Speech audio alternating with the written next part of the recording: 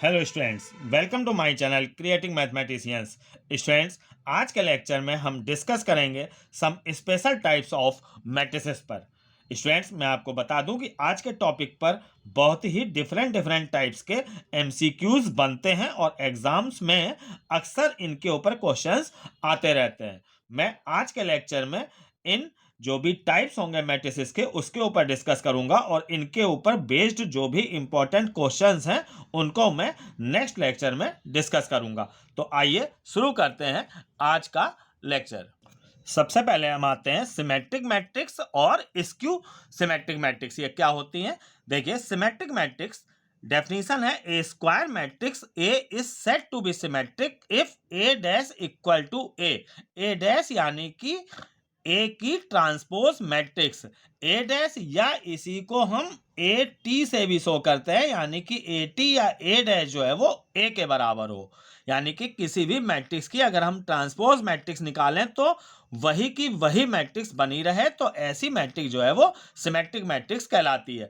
इसके एलिमेंट्स की यहाँ पे कुछ प्रॉपर्टी होती है जो सबसे ज्यादा इंपॉर्टेंट है समझने वाली बात, कि ए आई जे इक्वल टू ए जे आई होता है। यानी कि जैसे A13 पोजीशन का जो भी एलिमेंट है वो A31 पोजीशन के बराबर होगा, ऐसे ही A21 पोजीशन का जो भी एलिमेंट है वो A12 पोजीशन के एलिमेंट के बराबर होगा। इसको आप एक एग्जाम्पल से समझिए। जैसे कि मान लीजिए आपसे कहा जाए कि एक सिमेट्रिक मैट्रिक्स का एग्जाम्पल दीजिए, तो इसके लिए आप करेंगे क्या? यहाँ पर एक स्क्वायर मैट्रिक्स बनाएंगे। आप इस बात को ध्यान दीजिएगा कि आज जो भी मैं ये स्पेशल टाइप्स की मैट्रिक्स बता रहा हूँ ये स्क्वायर मैट्रिक्स ही होंगी। स्क्वायर मैट्रिक्स आप जानते होंगे कि जिसमें रो और कॉलम जो है वो बराबर हो, मतलब कि 3 रो 3 कॉलम या 2 रो 2 कॉलम, इस तरीके से। तो जैसे मान लेते हैं कि कोई ये 3x3 ऑर्डर की मैट्रिक्स है, हमको बनानी है सिमेट्रिक मैट्रिक्स। तो इसके लिए हम करें क्या कि ये जो लीडिंग डायगोनल के एलिमेंट है वो हम कुछ भी ले लें। जैसे कि हमने मान लिया ले लिया कि ये 2 5 7 ये लीडिंग डायगोनल के एलिमेंट्स हो गए। बाकी अब यहाँ पर इस तरीके से कुछ एलिमेंट्स होंगे जो कि हमको लिखने हैं। तो लीडिंग डायगोनल के एलिमेंट्स कुछ भी ले सकते हैं हम। अब यहां पर हमको लेने की कंडीशन क्या है? जैसे ये मान लीजिए हमने 3 ले लिया, तो अब देखिए ये A12 पोजीशन है, तो A12 और A21 पोजीशन जो है वो बराबर होगी, जैसा कि मैंने यहां पर बताया। तो ये भी जो है वो 3 हो जाएगा। जैसे ये मान लीजिए कि हमने 4 ले लिया, -4 ले लिया, तो ये A13 पोजीशन है, तो A13 और A31 पोजीशन यानी कि ये बराबर होगी, तो ये भी जो है वो -4 होगा।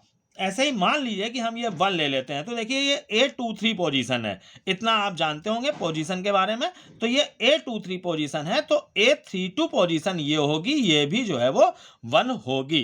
तो कभी भी हमको यहाँ पे सिमेट्रिक मैट्रिक्स का एग्जाम्पल देना है तो हम इस तरीके से एग्जाम्पल देंगे कि लीडिंग डायगोनल जो भी है उसके एलिमेंट कुछ भी ले लेंगे, बाकी ये सेम होना चाहिए, ये सेम होना चाहिए, और ये सेम होना चाहिए। तो यहां पर ये तो हमारा बनाने का तरीका हो गया। अब हम यहां पर इसमें देखते हैं कि ए डैश इक्वल टू ए कैसे है। इसका अगर आप ए डैश निकालें, देखिए ए डैश निकालते हैं अगर ट्रांसपोज मैट्रिक्स, तो वो ए के बराबर आएगी। ट्रांसपोज मैट्रिक्स रो को कॉलम बना देते हैं, तो देखिए पहली रो को पहला कॉलम बना दिया 2 3 -4, दूसरी रो को दूसरा कॉलम बना दिया 3 5 1, और तीसरी रो को तीसरा कॉलम बना दिया तो -4 1 7। तो ये हमको ए डैश मिल गई, या ए टी से भी इसको शो करते हैं। तो आप गौर कीजिए कि ये जो है वो हमारी ए के बराबर ही आई है। तो सिमेट्रिक मैट्रिक्स में ये दो प्रॉपर्टी हैं कि उसकी ट्रांसपोज मैट्रिक्स उसी मैट्रिक्स के बराबर होगी और ए आई जे जो है वो ए जे आई के बराबर होगा। स्क्यू सिमेट्रिक मैट्रिक्स देखिए क्या है कि कोई भी स्क्वायर मैट्रिक्स जो है वो स्क्यू सिमेट्रिक मैट्रिक्स कहलाएगी if A dash equal to -a। जैसे कि आपने ऊपर देखा कि ए डैश ए के बराबर है तो सिमेट्रिक, और ए डैश जो है वो -a के बराबर है तो वो स्क्यू सिमेट्रिक मैट्रिक्स होगी। अब यहाँ पर इसके एलिमेंट्स में दो प्रॉपर्टीज हैं। देखिए ए आई जे जो है वो माइनस का ए जे आई होगा, यानी कि A13 अगर जैसे है तो ये A31 के बराबर तो होगा बट अपोजिट साइन में होगा, -A31 होगा। ऐसे ही A23 जो है वो -A32 के बराबर होगा। अभी हम इसका एक एग्जाम्पल लिखेंगे। और दूसरी जो सबसे बड़ी बात, इस बात को आप देखिए कि AII = 0। तो AII = 0 का मतलब यह है कि लीडिंग डायगोनल के एलिमेंट जो हैं वो 0 होंगे। तो लीडिंग डायगोनल में देखिए, जैसे ये A11 होता है, ये A22 होता है और A33 होता है। लीडिंग डायगोनल के एलिमेंट्स में रो और कॉलम बराबर होते हैं। तो स्क्यू सिमेट्रिक मैट्रिक्स की खास बात यह है कि इसके लीडिंग डायगोनल के एलिमेंट जो हैं वो बराबर होंगे। एग्जाम्पल पे आते हैं। जैसे कि अगर आपसे कहा जाए कि एक एग्जाम्पल दीजिए स्क्यू सिमेट्रिक मैट्रिक्स का, तो जैसे ऊपर हमने यहाँ पे सिमेट्रिक मैट्रिक्स का एग्जाम्पल दिया था, ऐसे इसके लिए देखिए मैंने जैसा कि इसमें बताया कि लीडिंग डायगोनल के एलिमेंट आप कुछ भी ले लें। ऐसे यहाँ पर जब हम ये बनाने चलेंगे एक स्क्यू सिमेट्रिक मैट्रिक्स को, तो लीडिंग डायगोनल के एलिमेंट हम कुछ भी ना लेके यहाँ पर 0 लेंगे। तो ये हमने 0 ले लिए। बाकी अब जैसे ये A12 है, ये अगर हमने मान लीजिए कि 5 ले लिया, तो यहां पर ये -5 हमको लेना है। जैसे इसमें ये और ये बराबर थे, यहां पर भी ये बराबर होंगे बट अपोजिट साइन होगा। जैसे ये प्लस का 5 है तो ये माइनस का 5 होगा। अब मान लीजिए ये A13 पोजीशन है, ये हम मान लेते हैं कि 2 ले लिया हमने, तो A31 जो है वो -2 होगा। ऐसे ही ये अगर हमने -3 ले लिया तो ये जो है वो प्लस का 3 होगा। कुल मिला के ये और दिस एंड दिस ये बराबर होंगे लेकिन अपोजिट साइन में होंगे। इसमें ये सेम साइन में होते हैं और इक्वल भी होते हैं। तो आप समझ गए होंगे यहाँ पे कि कैसे हमें इसकी सिमेट्रिक मैट्रिक्स का एग्जाम्पल देना है। A' देखिए इसका निकालते हैं हम। यहाँ पर इसकी रो को हमने कॉलम में चेंज कर दिया। फर्स्ट रो को देखिए फर्स्ट कॉलम, सेकंड रो को देखिए ये सेकंड कॉलम बना दिया और थर्ड रो को थर्ड कॉलम बना दिया। तो यहां पर अभी आप देखिए कि A' जो है वो A के बराबर आपको नहीं दिख रहा होगा, अपोजिट साइन में दिख रहा होंगे। देखिए यहाँ पे प्लस प्लस है, यहाँ पर माइनस माइनस है। तो हम करेंगे क्या कि यहाँ पर माइनस कॉमन ले लेंगे। तो सारे एलिमेंट से माइनस कॉमन लेके हम बाहर ले आए, तो अंदर ये जो भी हमारे एलिमेंट्स बनेंगे, मतलब जो अब हमको ये मैट्रिक्स प्राप्त होगी, इसको आप देखिए कि ये A के बराबर है। तो फाइनली A' = -A जो है ये होगा स्क्यू सिमेट्रिक मैट्रिक्स में। नेक्स्ट निलपोटेंट मैट्रिक्स देखिए, यहाँ पर बहुत ही इंपॉर्टेंट और थोड़ा सा ये कंफ्यूजिंग है, इसको आप देखिएगा, ढंग से समझिएगा। A square matrix A is called nilpotent matrix if A⁴k = 0। ये 0 जो लिखा है इसका मतलब ये नल मैट्रिक्स है। ये नल मैट्रिक्स यानी कि जिसके सारे एलिमेंट जो हैं वो 0 आ जाएं। तो अगर कोई मैट्रिक्स A है, उसकी स्क्वायर मतलब A² नल मैट्रिक्स हो या A³ नल मैट्रिक्स हो या A⁴ नल मैट्रिक्स हो, तो A जो है वो निलपोटेंट मैट्रिक्स कहलाती है। अब यहां पर देखिए लिखा है कि where K is least positive integer. और अब K लीस्ट पॉजिटिव इंटीजर, इसका क्या यहाँ पे मतलब है? ऐसे यहाँ पे इंडेक्स एक वर्ड आएगा, वो क्या होगा इसको आप कुछ एग्जाम्पल से समझिएगा। जैसे कि A ये एक मैट्रिक्स मैंने ली है, इसका आप जब स्क्वायर करेंगे तो ये नल मैट्रिक्स आ जाएगी। देखिए ये आप इजीली कर लेंगे। A², चारों एलिमेंट इसके 0 आ रहे हैं, मीन्स कि ये नल मैट्रिक्स आ गई। तो A जो है वो निलपोटेंट मैट्रिक्स होगी ऑफ इंडेक्स 2, यानी कि A का अगर 2 बार मल्टीप्लाई करने पर नल मैट्रिक्स आ जा रही है तो वो इंडेक्स 2 की निलपोटेंट मैट्रिक्स होगी। और अगर मान लीजिए कि A³ करने पर हमको नल मैट्रिक्स मिल रही है तो वो 3 इंडेक्स की होगी। A⁴ करने पर अगर नल मैट्रिक्स मिल रही है तो वो 4 इंडेक्स की निलपोटेंट मैट्रिक्स होगी। नेक्स्ट एग्जाम्पल पे देखिए जरा आप कि A हमको एक ये मैट्रिक्स दी गई है, A² हमने निकाला, तो इसको आप गौर कीजिए, ये A² आप निकाल लीजिएगा। A² निकालने पर देखिए कि हमको इसमें सारे एलिमेंट 0 नहीं मिले, एक यहां पर ये 10 आ रहा है, तो कुल मिलाकर ये हमको नल मैट्रिक्स प्राप्त नहीं हुई। तो इसका मतलब ये नहीं है कि A² अगर हमारा नल मैट्रिक्स नहीं आ रही है तो ये निलपोटेंट नहीं होगी। हो सकता है आगे अभी और इसकी पावर करने पे ये नल मैट्रिक्स आ जाए। तो देखिए आगे जब इसका A³ किया गया, A³ आप कर लीजिएगा A² × A करके, तो A² और A में जब मल्टीप्लाई करेंगे तो A³ आएगा। तो ये देखिए हमको नल मैट्रिक्स प्राप्त हो जा रही है। तो अगर A³ भी नल मैट्रिक्स आ गई तो यहां पर ये A जो है वो निलपोटेंट मैट्रिक्स कहलाएगी। बस इसका इंडेक्स जो है वो 3 इंडेक्स की होगी यहाँ पर, अब ये 2 इंडेक्स की नहीं है। तो आप ये समझ गए होंगे वेयर के इज लीस्ट पॉजिटिव इंटीजर जो लिखा है, तो के यहाँ पर इंडेक्स होगा। अगर अब ए क्यूब भी 0 है और मान लीजिए कि ए स्क्वायर भी 0 है, तो वो इंडेक्स 2 की कहलाएगी। ए क्यूब भले 0 हो, तो आप ये समझ गए होंगे कि यहाँ पर निल पोटेंट मैट्रिक्स और उसका इंडेक्स क्या होता है। अब आगे एक बात और आप समझिए कि अगर कोई भी मैट्रिक्स जो है वो अपर ट्रायंगुलर मैट्रिक्स है या लोअर ट्रायंगुलर मैट्रिक्स है, तो वो निश्चित रूप से निल पोटेंट मैट्रिक्स होगी।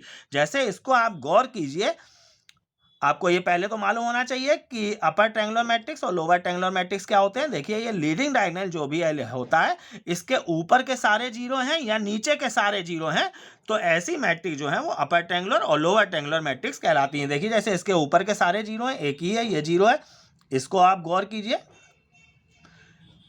यहाँ पर इसके नीचे के सारे जो भी हमारा लीडिंग डायगोनल है, इसके नीचे के सारे एलिमेंट जीरो हैं, तो यहाँ पर ये हमारी इस तरह की मैट्रिक्स जो होती हैं वो लोअर या अपर ट्रायंगुलर मैट्रिक्स होती हैं। तो अगर ऐसी लोअर या अपर ट्रायंगुलर मैट्रिक्स है तो वो निश्चित रूप से निल पोटेंट मैट्रिक्स होगी। अब जैसे नेक्स्ट एग्जाम्पल में देखिए कि ये हमारी ना लोअर ट्रायंगुलर मैट्रिक्स है ना अपर ट्रायंगुलर मैट्रिक्स है, लेकिन ए का स्क्वायर करने पे ये हमको एक नल मैट्रिक्स मिल रही है, तो यानी कि ये जो है वो हमारी निल पोटेंट मैट्रिक्स होगी। तो अब आप इसमें कंफ्यूजन ना रखिएगा, मैंने जो बताया कि अगर अपर या लोअर ट्रायंगुलर मैट्रिक्स है तो निश्चित रूप से निल पोटेंट मैट्रिक्स होगी। बाकी अगर ये लोअर या अपर ट्रायंगुलर मैट्रिक्स नहीं है तो भी ये निल पोटेंट मैट्रिक्स हो सकती है। आइडेम्पोटेंट मैट्रिक्स देखिए क्या है कि कोई भी स्क्वायर मैट्रिक्स जो है वो आइडेम्पोटेंट मैट्रिक्स होगी अगर उसका स्क्वायर जो है वो उसी मैट्रिक्स के बराबर हो। यानी कि कोई मैट्रिक्स ए है, उसका स्क्वायर करने पे देखिए ए अगर प्राप्त होता है तो ऐसी मैट्रिक्स जो है वो इडेम्पोटेंट मैट्रिक्स कहलाएगी। एग्जाम्पल ये आपके सामने है, एक मैट्रिक्स ए मैंने ली, यहाँ पर इसका स्क्वायर आप करके देख लीजिएगा, सिंपल काम होगा यहाँ पे। तो ए स्क्वायर जब आप करेंगे तो यही मैट्रिक्स ए हमको प्राप्त हो जाएगी। तो इस तरीके से ये प्रूव हो जाएगा कि ए जो है वो इडेम्पोटेंट मैट्रिक्स है। तो किसी भी मैट्रिक्स को चेक करने के लिए कि वो इडेम्पोटेंट है कि नहीं है, उसके लिए आप उस मैट्रिक्स का स्क्वायर करें और अगर वही मैट्रिक्स प्राप्त हो जाए तो वो इडेम्पोटेंट मैट्रिक्स कहलाएगी। नेक्स्ट मैट्रिक्स में आते हैं इनवॉलेटरी मैट्रिक्स। इनवॉलेटरी मैट्रिक्स क्या होती है कि अगर किसी मैट्रिक्स का स्क्वायर करने पे आइडेंटिटी मैट्रिक्स हमको प्राप्त हो जाए। जैसे यहाँ पर इसमें और इसमें अंतर आप ध्यान रखिए कि यहाँ पर स्क्वायर करने पर वही मैट्रिक्स प्राप्त हो रही है तो इडेम्पोटेंट मैट्रिक्स, और अगर स्क्वायर करने पर आइडेंटिटी मैट्रिक्स हमको प्राप्त हो रही है तो ऐसी मैट्रिक्स जो है वो इनवॉलेंटरी मैट्रिक्स कहलाती है। जैसे एग्जांपल देखिए कि एक मैट्रिक्स ये है, हमने ए मानी, इसका हमने स्क्वायर करा, स्क्वायर मैंने डायरेक्ट लिख दिया है। जब आप इसका स्क्वायर करेंगे, ए का ए में मल्टीप्लाई करेंगे तो हमको ये 1 0 0 0 1 0 0 0 1 ये आइडेंटिटी मैट्रिक्स होती है, ये हमको प्राप्त हो जाएगी। तो ए जो है वो इनवॉलेटरी मैट्रिक्स कहलाएगी। तो ये दोनों मैट्रिक्स क्या हैं आपको क्लियर हो गई होंगी। एक बात आप यहाँ पर ध्यान दीजिए कि ये जो आइडेंटिटी मैट्रिक्स होती है वो इडेम्पोटेंट मैट्रिक्स भी होगी और इनवॉलेटरी मैट्रिक्स भी होगी। इडेम्पोटेंट मैट्रिक्स इसलिए होगी कि जब हम यहाँ पर मैट्रिक्स आई है, कोई मान लीजिए आइडेंटिटी मैट्रिक्स है, इसका स्क्वायर करेंगे तो हम जानते हैं कि वो आई के बराबर आएगा। तो आई स्क्वायर जो है वो आई के बराबर आ रहा है, तो यानी कि ये कंडीशन फॉलो हो रही है। इसका मतलब है कि आइडेंटिटी मैट्रिक्स जो है वो इडेम्पोटेंट मैट्रिक्स होगी, और आई स्क्वायर जो है वो आई के बराबर आ रहा है तो ये कंडीशन भी फॉलो हो रही है। इसका मतलब जो आइडेंटिटी मैट्रिक्स है जो वो इनवॉलेटरी मैट्रिक्स भी होगी। नेक्स्ट टाइप देखिए ऑर्थोगोनल मैट्रिक्स, बहुत इंपॉर्टेंट मैट्रिक्स है ये। A matrix A is said to be orthogonal if A dash equal to I, identity matrix के बराबर हो। अगर कोई मैट्रिक्स ए है मान लीजिए, उसकी ट्रांसपोज मैट्रिक्स में उसका मल्टीप्लाई करने पर एक आइडेंटिटी मैट्रिक्स मिल जाए तो वो जो मैट्रिक्स ए है वो ऑर्थोगोनल मैट्रिक्स कहलाएगी। तो इसको चेक करने के लिए बहुत इजीली वर्किंग हो जाएगी। ए हमने कोई ये मैट्रिक्स मान ली, ए डैश में इसका मल्टीप्लाई किया, ये देखिए यही ए लिख ली, ये इसकी ट्रांसपोज मैट्रिक्स लिख ली रो को कॉलम में चेंज करके, फिर इनका हम मल्टीप्लाई बहुत इजीली कर लेंगे। तो हम देखेंगे कि यहाँ पर हमको एक आइडेंटिटी मैट्रिक्स मिल जाएगी। तो ये इक्वल टू आई आ गया। तो इस तरीके से यहाँ पर ये शो हो गया कि ए जो है वो ऑर्थोगोनल मैट्रिक्स है। तो ये तो एक जनरल प्रोसेस हुआ जो डिफाइन किया गया उसके हिसाब से। मैं आपको एक दूसरा तरीका बता रहा हूं जिसमें कि आपको ये करने की जरूरत नहीं पड़ेगी। आप देखिए जैसे कोई मैट्रिक्स है, आपको चेक करना है कि वो ऑर्थोगोनल है कि नहीं है। तो आप करिए क्या कि उसका किसी भी दो रो का आपस में मल्टीप्लाई करके सॉल्व कर दीजिए। सॉल्व करेंगे जब आप तो देखेंगे कि वैल्यू 0 आ रही है। जैसे कि मान लीजिए आप ये पहली रो और दूसरी रो का आप मल्टीप्लाई कीजिए, तो देखिए यहां पर इसका इसमें मल्टीप्लाई किया 0 आया, इसका इसमें मल्टीप्लाई किया 0 आया, इसका इसमें मल्टीप्लाई किया 0 आया। तो यहां पर इन तीनों का सम जो है वो 0 आएगा। अलग अलग 0 आना जरूरी नहीं है, लेकिन उनका सम जो है वो 0 आएगा। मतलब कि दो रो का मल्टीप्लाई करके सम लेंगे वो 0 आएगा।